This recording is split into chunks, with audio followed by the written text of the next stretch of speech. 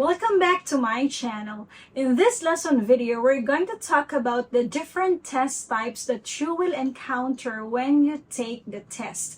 Naalala nyo ba yung isang naunang video ko? Doon tinalakay natin kung paano pumasa o mag-highest sa exams. Nandoon syempre yung mga binigay kong tips, pero dito pag-uusapan natin ano-ano talaga exactly yung mai-encounter nyo sa test ninyo. So kung anticipated nyo na, alam nyo na magkakaroon dyan ng matching type, magkakaroon dyan ng true or false, syempre alam mo na, hindi ka na talaga magugulat. Kaya ang magiging concern mo na lang, ano ang iyong isasagot. So dito sa ating video na ito, meron akong 7 test types for written exam na ibibigay sa inyo. So ma'am, bakit po kailangan naming malaman yung 7 na yan? Syempre, itong 7 na to, mai-encounter nyo to sa bawat examination na ibibigay sa inyo ng guro. So imagine, for example, nasa senior high school ka, ilang beses ka mag-e-exam. Kung nasa college ka, per semester, ilang beses ka mag-e-exam. So kung kabisado mo ito, lahat ng test na ibibigay sa'yo, magiging madali. Hindi ka magugulat. At syempre, factor yon para maganda yung maging preparations mo at ang iyong score sa pagsusulit. So the first 2 are identification and enumeration. If you notice, itong dalawang ito ay knowledge question. Nakabilang sila sa knowledge category. Ibig sabihin, merong recall. Recall. Okay, kapag nag-identify ka, meron kang i-recall. Ano nga ba yung tinutukoy nun? Kapag nag-enumerate ka, ano nga ba yung mga nandito sa kategoryang to? So mag-recall ka ngayon. Ang challenge dyan, kapag wala kang memorize, wala kang ma-recall. Diba? Kapag wala tayong input, wala tayong output. So that's the problem there. Kaya tricky yung identification and enumeration kasi wala namang choices na ibinibigay sa pagsusulit. Ikaw talaga yung mag-iisip kung ano ang tinutukoy, ano ang hinihingi ng aspetong ibinigay sa exam. The next 3, illustration, matching type, and multiple choice. Illustration, matching type, multiple choice. So, yung 3 na yan, nag-require naman sila ng analysis. Para mapag-match mo yung columns A and B, kailangan i-analyze mo. Ito ay para nga ba saan? Alin nga ba ang nagmamatch dito? Sa number 1, anong titik or anong letra? Sa number 2, anong titik, anong letra? So, you have to match them. And therefore, you really have to think well, you really have to analyze. Okay? Sa illustration, syempre, kung hindi mo siya nauunawaan, hindi mo siya ma-drawing, hindi mo siya ma-illustrate. Okay? At yun namang multiple choice, actually sabi ng iba, madali lang yan ma'am kasi may choices nang ibinibigay. Yep, madali na yan kasi may choices. Sabi nga ng iba, mini, mo. Pero pag hindi ka natapat sa tamang sagot, kahit yan ay may choices na, pwede kang makakuha ng napakababang marka or 0. At ang 6 and 7, nandyan ang true or false at saka essay. So if you notice, yung level of difficulty nila, papahirap ng papahirap, diba? So sa true or false, you really have to analyze. Alin ba talaga ang true statement? Alin ang false statement? At sa essay, yan ay magkakaroon ka ng synthesis or creation. May sasagutin kang tanong, syempre kailangan sagutin mo talaga yung tanong kasi kahit may sinulat ka doon, pero kung hindi naman yun tumutukoy sa hinihingi ng katanungan, well, baka bigyan ka lang ng 1 point or 2 points out of 5 or out of 10. Hindi ka siguro magiging 0, pero mababa ang makukuha mo. Imbis na makakuha ka ng 10 over 10, syempre, medyo malabo yun. Bibigyan ka lang ng, kumbaga, points para sa efforts mo, pero hindi mo natumbok yung talagang hinihingi. Of course, sa essay, mahalaga yung writing skills natin. Dapat nagpa-practice tayo at magaling tayo mag-organize ng thoughts. Okay, so sasabihin, ay ma'am, hindi po kailangan ng English masyado talaga.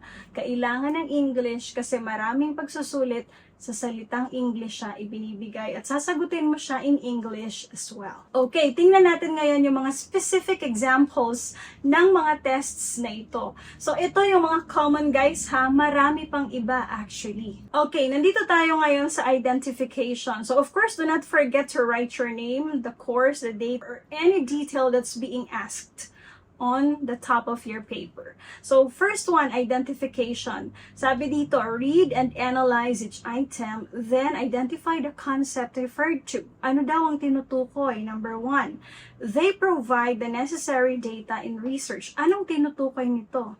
So, of course, kung di ka pa sure, sulat mo muna palapis dito sa kalapit niya.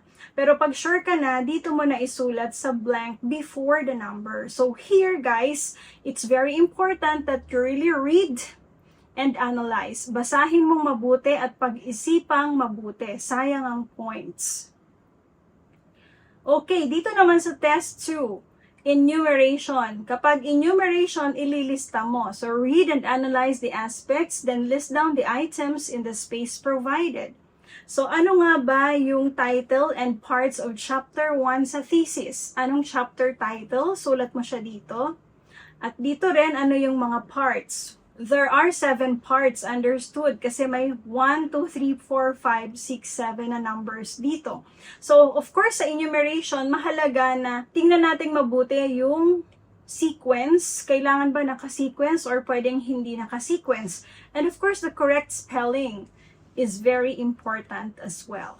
Okay, if you notice, mag-memorize ka dito kasi as I have mentioned a while ago, kung wala kang memorize, syempre wala kang marirecall, wala kang maaalala. Illustration, so illustrate and explain briefly the Coombs IPO model. So, you see here a box. Sa box na to, illustrate mo. Ano ba yung framework ng input, process, output? And then brief explanation. Ibig sabihin, maiksi lang na paliwanag. Direct to the point. Okay? Wala nang paligoy-ligoy pa para mapuntusan ka ng mas mataas. Matching type. Sabi sa matching type, read, analyze, and match the entries in columns A and B. Write the letter of your answer on the space provided. So, ito yung column A, ito yung column B. Column A, nandyan yung definition. Column B, nandyan yung tinutukoy na concept or word. So, it means to bring about, alin doon, sulat mo yung titik dito sa blank. Kung di ka pa sure dun sa space provided sa kanan, pwede mong isulat mo na yung lapis. Then, pag sure ka na, i-transfer mo na dito sa space provided before the number. It's very usual guys sa matching type, merong panggulo. So if you notice, 5 lang yung question, pero meron ditong hanggang G. So may labis na 2. Kaya mag-a-analyze ka talaga. Another analysis type is multiple choice. So eto, tingnan nyo, alam na alam nyo to at malamang paborito nyo to kasi may letter A, may letter B, may letter C. Kumbaga, may chance na hindi ka ma-zero. But, as stated in the directions, you have to read and analyze each item. Then, of course, follow the instructions. Here, sabi dito, encircle the correct answer. Usually, it's 1 point. It happens here that it's 2 points each. So, you have to be very careful. You really have to analyze well. At dito pumapasok guys yung tips na binigay ko doon sa unang video ko na you really have to review in advance.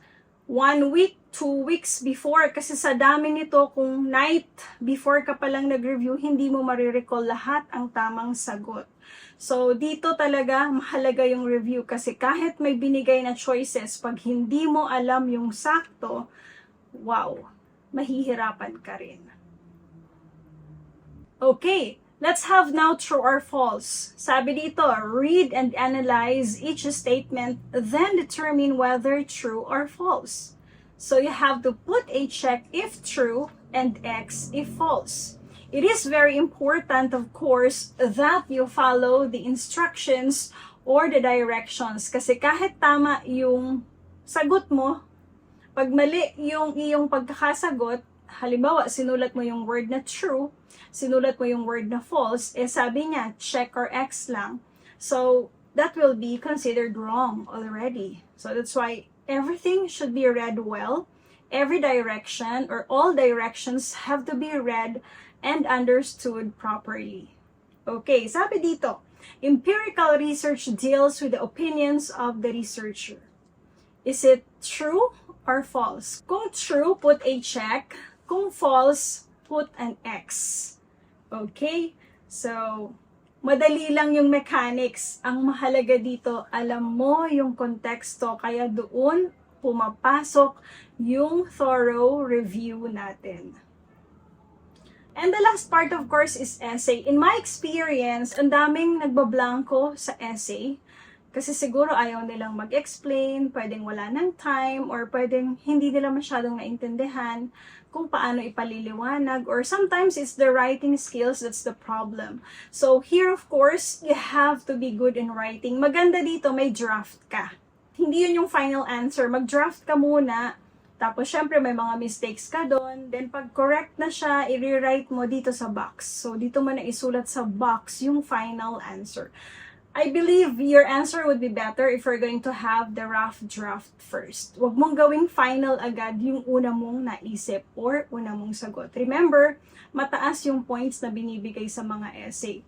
Kadalasan dyan, 5 points, 10 points. So kung mali ka, imbes na 10 ang makuha mo, baka 1 point lang yan.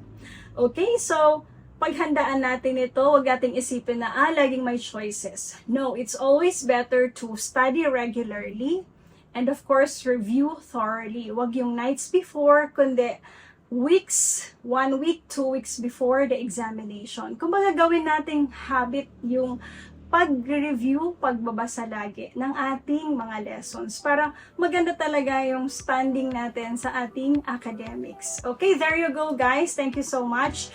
Don't forget to click like, subscribe, and tap the notification bell for more lesson uploads, practical tips, and anything educational. Have fun learning!